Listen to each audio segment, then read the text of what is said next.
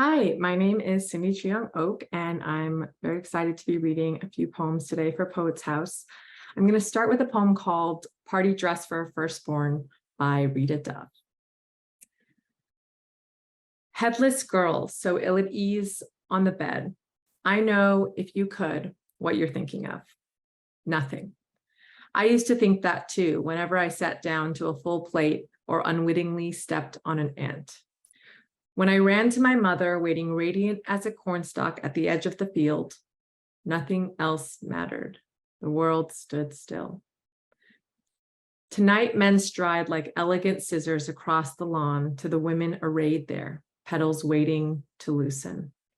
When I step out, disguised in your blushing skin, they will nudge each other to get a peek, and I will smile, all the while wishing them dead. Mother's calling, stand up. It will be our secret. I'm going to read two Sandra Lim poems. One is from a book that came out a while ago, and one is from her latest book. The first is called Amor Fati. Inside every world, there's another world trying to get out, and there is something in you that would like to discount this world. The stars could rise in darkness over heartbreaking coasts, and you would not know if you were ruining your life or beginning a real one. You could claim professional fondness for the world around you. The pictures would dissolve under the paint coming alive, and you would only feel a phantom skip of the heart, absorbed so in the colors. Your disbelief is a later novel emerging in the long, long shadow of an earlier one. Is this the great world, which is whatever is the case?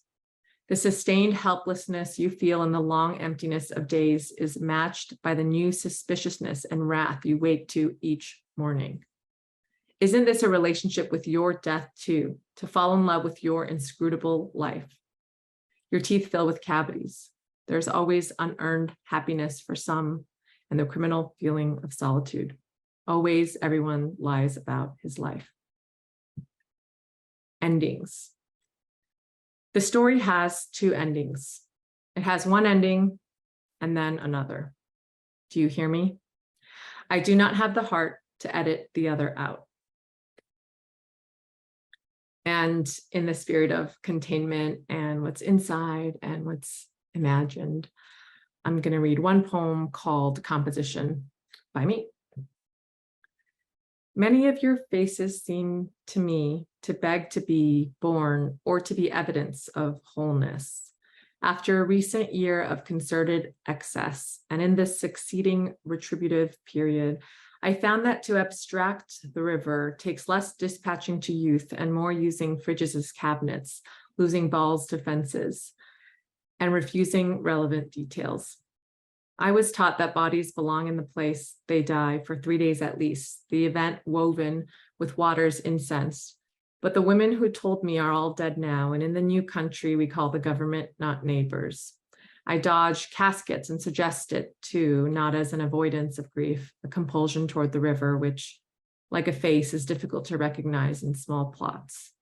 The public display of yours is garish. Mercifully, its architecture does not fate you. It is the presentation without threshold, the container's exercise as it fades. The current of the brow you wish to belong, how divinity is a factory that excises predictably, row by row. Thank you so much for listening to these poems.